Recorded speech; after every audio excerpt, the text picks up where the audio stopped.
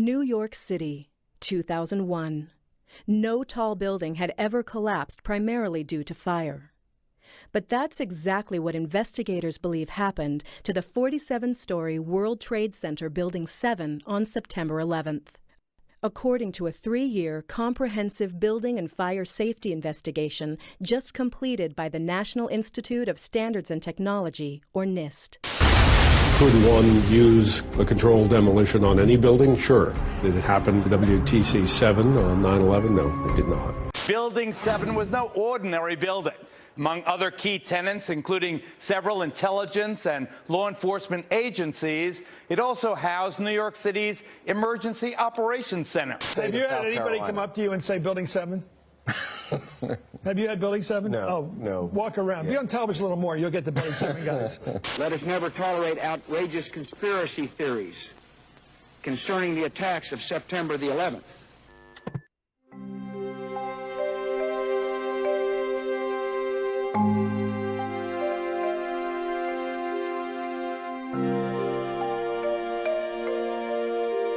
My name is Peter Michael Ketchum. I was born and raised in Wisconsin. I've spent much of my life in the high performance and scientific computing world. I worked at NIST for 14 years. Starting in 1997, I initially joined the High Performance Systems and Services Division, and a few years later was moved into the Mathematical and Computational Sciences Division. I also was chair of our Applied Mathematics Seminar Series and hosted that for several years. This is NIST, the National Institute of Standards and Technology.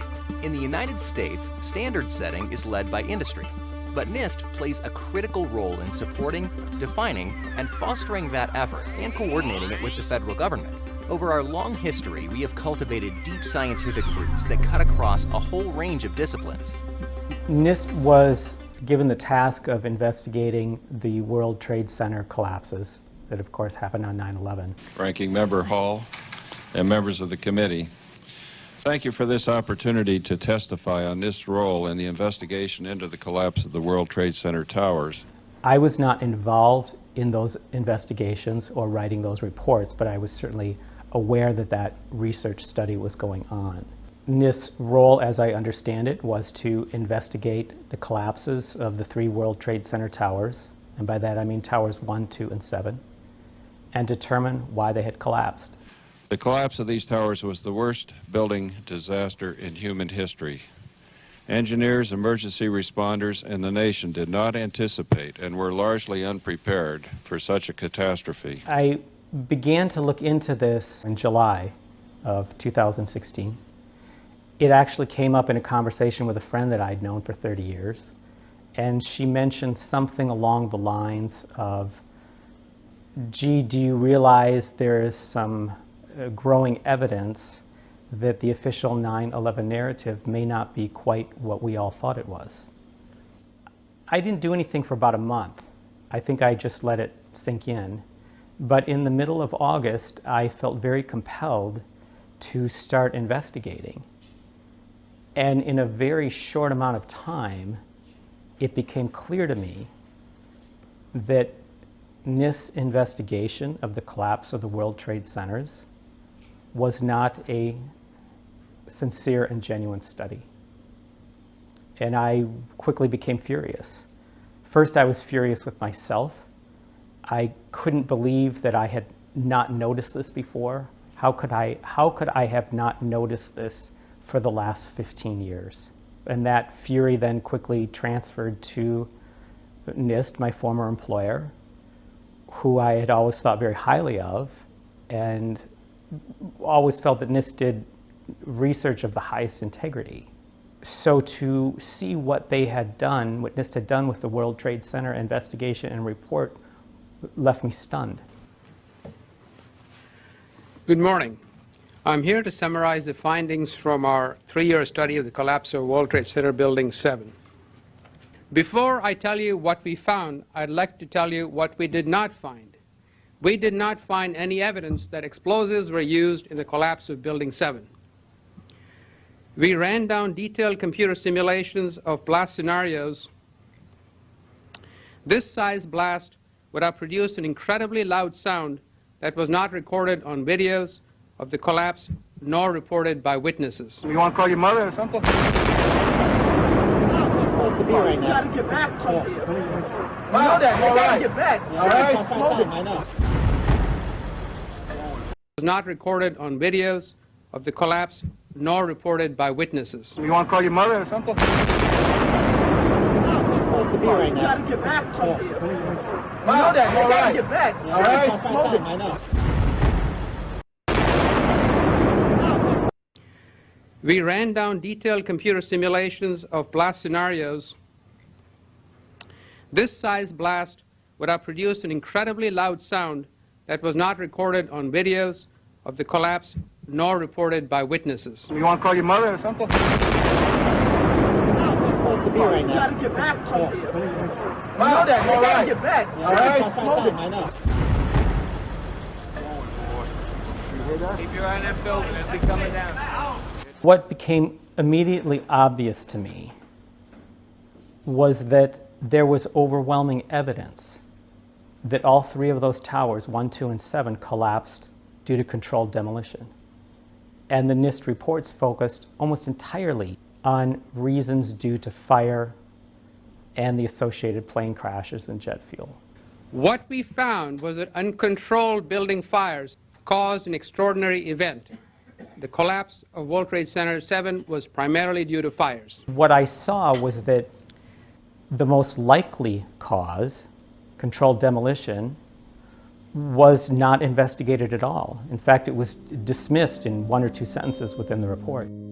For the third time today, it's reminiscent of those pictures we've all seen too much on television before, when a building was deliberately destroyed by well-placed dynamite to knock it down. I turned in time to see what looked like a skyscraper implosion. It looked like it had been done by a demolition crew. The whole thing just collapsing down on itself. It was almost as if it were a planned implosion.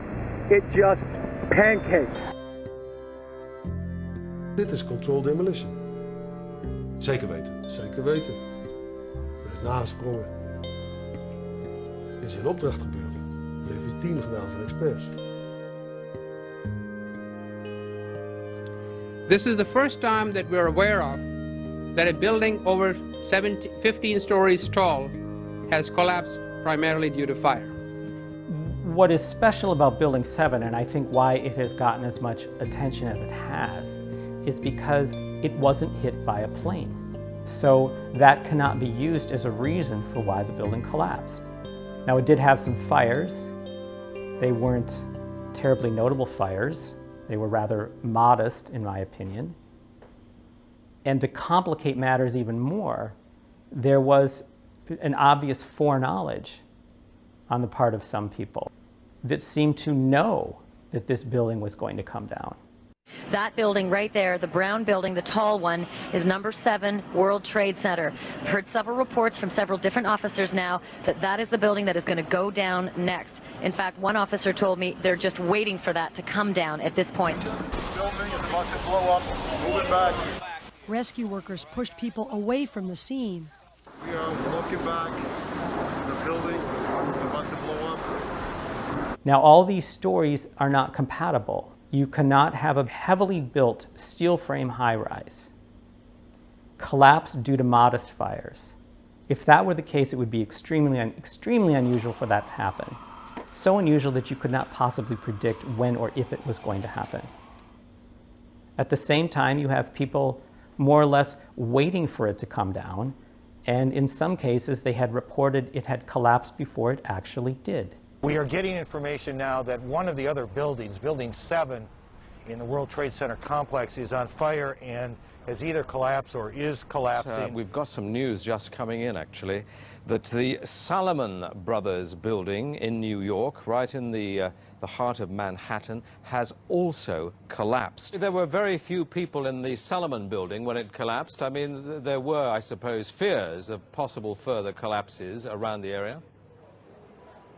That's what you would hope, because this whole downtown area behind me has been completely sealed off and evacuated, apart from the emergency workers. That was done by the mayor, Rudy Giuliani. The point is, that building is heavily built. There would be no reason to expect it to come down. Can you confirm it was number 7 that just went in? Yes, sir. And you guys knew this was coming all day? We had heard reports that the building was unstable and that it eventually would either come down on its own or it would be taken down. We knew from the beginning of our study that understanding what happened to Building 7 on 9/11 would be difficult. It did not fit any textbook example of that you could readily point to and say, yes, that's why the buildings fell. I believe there is a quote at one point that the NIST investigators said something along the lines they were having trouble getting a handle on why Building 7 had collapsed. NIST is extremely competent.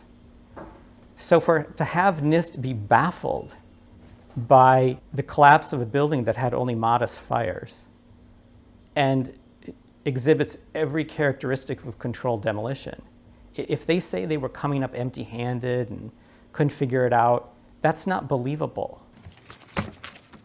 NIST put forward a model for the collapse of Building 7 that appears to me that they were grabbing at straws. Our study has identified thermal expansion as a new phenomenon that can cause the collapse of a structure. For the first time, we have shown that fire can induce a progressive collapse.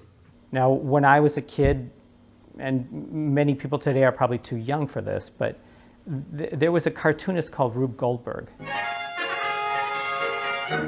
He drew cartoons of these machines that did a very simple thing in an incredibly complex way, and it was meant to be humorous. How does this door opener upper really work? You see, waiter places cat B on pile of dirty dishes A. Now cat B sees mouse C. Of course, this is a stuffed mouse because he must be used for the next waiter. It was meant to spoof the aspect of human nature that sometimes makes things far more complicated than they need to be. And these were called Rube Goldberg machines or Rube Goldberg devices. And sets off bomb G, opening door H very gently. The explanation that is given by NIST for the collapse of Building 7 sounds like a Rube Goldberg device. You could have beams that are here that are restrained from expanding, prevented from expanding because of this column here, for example, and that can buckle. And you see an example of a buckled beam right here. One column slides off of its seat on a few particular floors, and within a matter of moments, there is some chain reaction, like a set of dominoes, that brings the building entirely down. It is possible that you could have a local failure as a result of a connection failing. But the likelihood of that failure dragging the entire building in such a fashion that all the columns would fail at the same time is an impossibility. Impossibility? Yes. And you can see on the screen the column at the very right is column 79. And that's the column that first buckles, causing the floors to come down, followed by a quick succession of failures of adjoining columns. Steel frame buildings don't do that. That doesn't happen. It's just fantasy land. Here's our structural model showing the building collapsing, which matches quite well with the video of the event.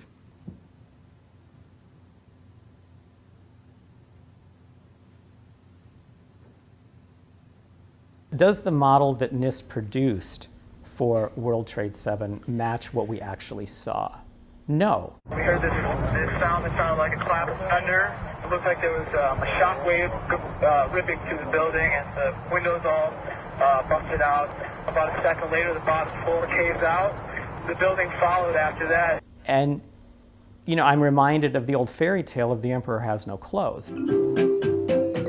Everyone is watching the emperor go by and is being brainwashed to believe that the emperor has a beautiful set of clothes on when actually he's wearing nothing but underwear. The emperor has no clothes on!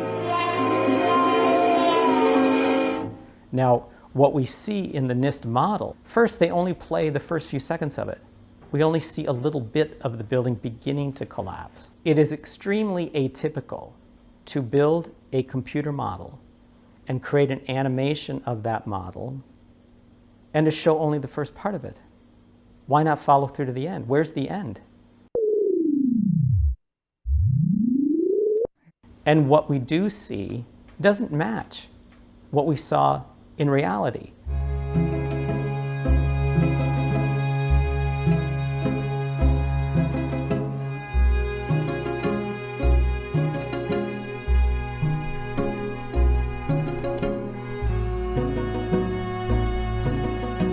The animation for the NIST model of the collapse of World Trade Center 7 has the sides sort of kinking in and the top of it kind of bending funny.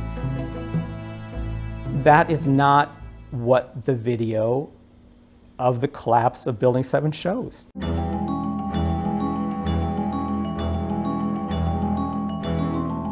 Building 7 came down almost straight down.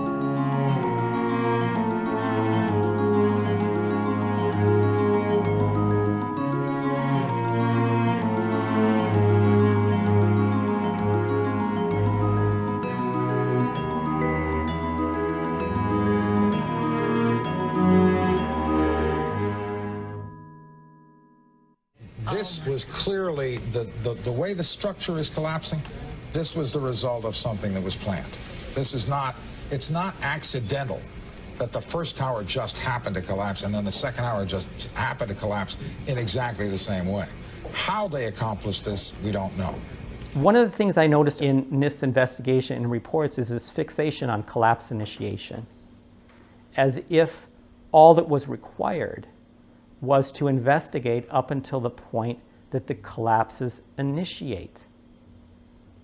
No, there's a lot more to the story than that. In fact, that's stopping just when it's getting interesting. But NIST makes a 1 or 2 sentence summary along the lines of, and then the building collapsed completely. We were charged with finding out the cause of the collapse. And we found what happened. I think we've scientifically demonstrated what was required to initiate the collapse. Once the collapse initiated, the video evidence is rather clear. It was not stopped by the floors below, so there was no calculation that we did to demonstrate that, what is clear from the videos. To investigate only up to collapse initiation is only doing part of the story and leaving out a great deal. No, it may be that something fell off the building. It may be that something has fallen. We don't know, to be perfectly honest. But that is what you're looking at, is the current, that's the scene at this moment at the World Trade Center. Dan Daler from ABC's Good Morning America is down in the general vicinity. Dan, can you tell us what has just happened? Yes, Peter, it's Don Daler down here. I'm 4 blocks north of the World Trade Center. The second building that was hit by the plane has just completely collapsed. The entire building has just collapsed, as if a demolition team set off. When you see the old demolitions of these old buildings, it folded down on itself, and it is not there anymore. That should be it. Thanks very much, completely collapsed. The whole side has collapsed? The whole building has collapsed. The whole building has collapsed? The building has collapsed. If the top of the building became unstable due to the weakening of columns, one would reasonably expect the top of the building to start to lean, start to creak, connections start to break, and the top of the building would simply fall off to the side and come crashing down on the buildings next door. And the rest of the tower would remain. That's what one would expect. Instead, we saw something quite different.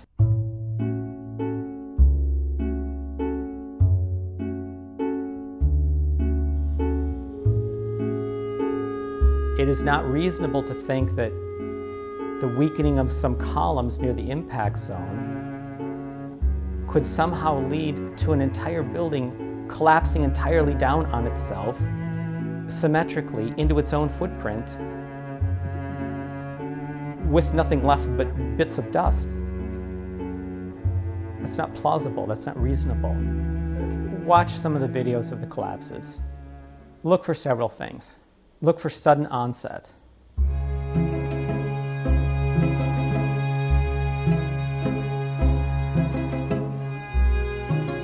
collapses start, they happen very fast, and they complete within 10, 11, 12 seconds. Second, look at the symmetry. These buildings come straight down, or almost straight down.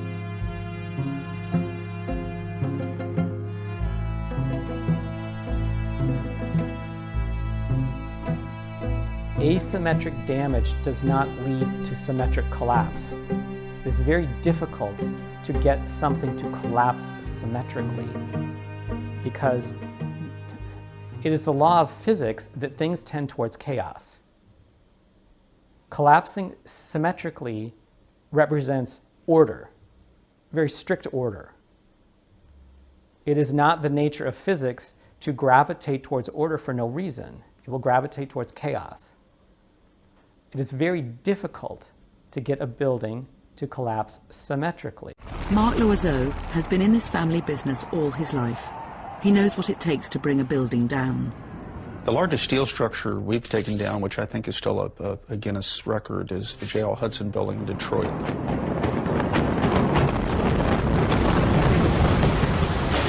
It took months to design it. It took months to prepare the structure for the placement of the explosive charges. Months.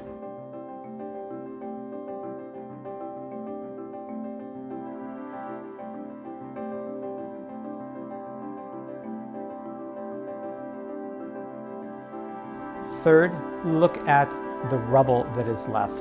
It is not big pieces of steel, big chunks of cement. It is fine particles. Surprisingly, so little rubble. Where did all the rubble go? The concrete was pulverized, and I was down here Tuesday, and it was like you were on a foreign planet. All of Lower Manhattan, not just this site, from river to river, there was dust powdered 2-3 inches thick. The concrete was just pulverized. You have 2 110-story office buildings. You don't find a desk. You don't find a chair. You don't find a telephone, a computer. The biggest piece of a telephone I found was half of the keypad, and it was about this big. The building collapsed to dust.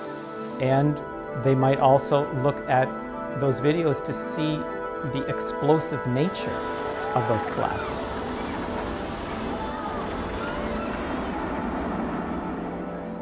You can see essentially a wave of explosive demolition traveling down the building as it collapses.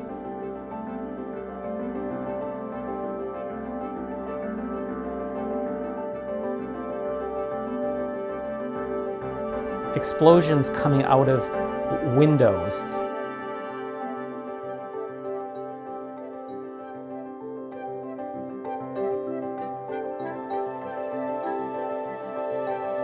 Huge chunks of steel perimeter beams flying hundreds of feet off to the side. Steel does not fly off to the side hundreds of feet due to gravity. Gravity works vertically, not laterally. There has to be a force there, pushing it to the side. Otherwise, it would just fall down to the ground. It'd be like dropping a ball out of a window. It would just fall straight down.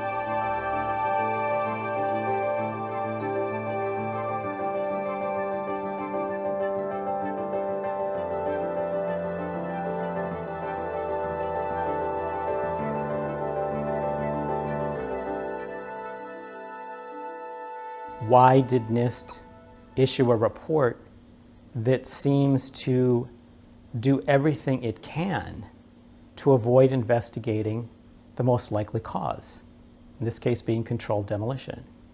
Why would NIST avoid that? Why would they try to do everything they could to avoid that? The only thing I can do is make some guesses, and I emphasize the word guess.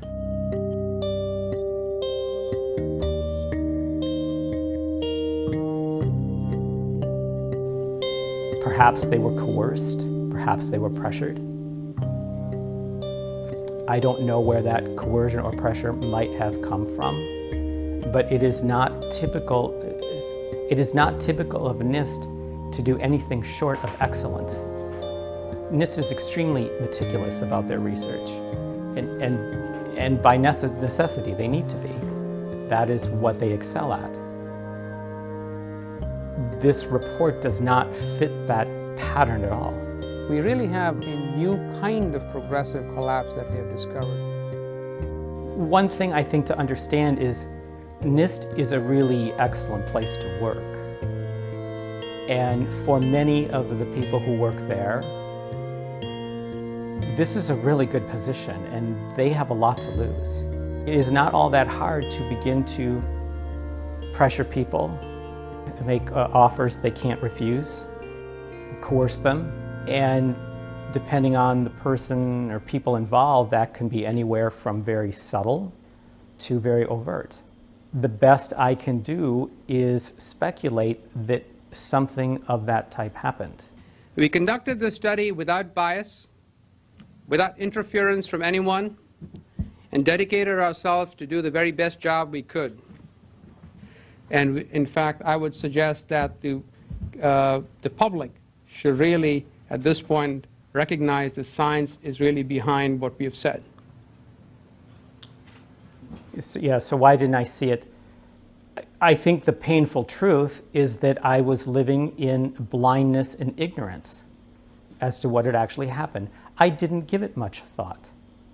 I heard the official narrative, and like many people, I believed it. Do you know anything about the cause of the explosions that brought the two buildings down yet? Was it caused by the planes or by something else? We believe that it was caused by the after effects of the planes hitting the buildings. We don't know of an additional explosion after that. And I am ashamed to say that, but that's the truth. Once I took a look at it, it leapt out at me. This was not a case of some subtle differences or subtle discrepancies or differences of scientific opinion that needed further investigation. This was glaring, clear cut. Getting behind the car.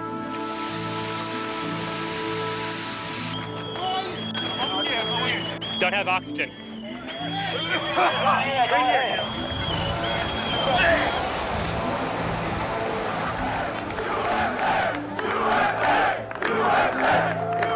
I think what has allowed the official story to stand for this long is a combination of several things. One is complacency, another one is fear, and the third is ignorance. There are probably many people that just have not looked at it, don't understand it. They just simply are not aware. In other cases, it's complacency. They have a sense of what might be going on, but they're maybe not too interested in putting the effort into finding out. And there could be others that have a very strong sense of what they think is going on, but they are gripped in fear, they're paralyzed in fear. The reason that I have spoken out about this is very simple. I spoke out because I believed it was the right thing to do. I have no other motive. It would be nice at this point if someone who is currently a NIST employee would also speak out, but that is up to each individual there to decide. What I am seeing is that with respect to the World Trade Center collapses, the official narrative is beginning to unravel.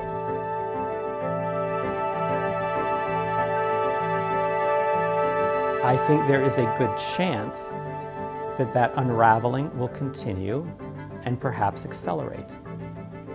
But it could be highly volatile. If it does continue to unravel, I think there could be some very painful revelations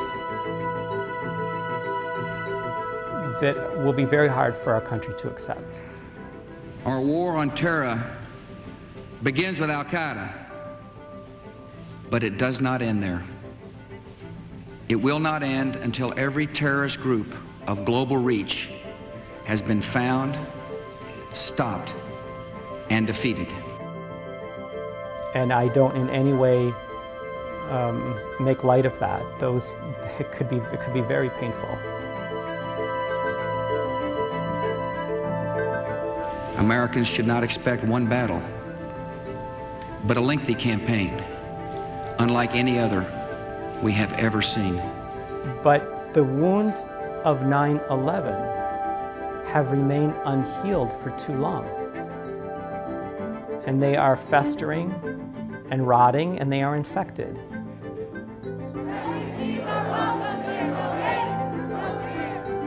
When you have a wound on the body, one of the first things you do is you wash it out with hot soapy water.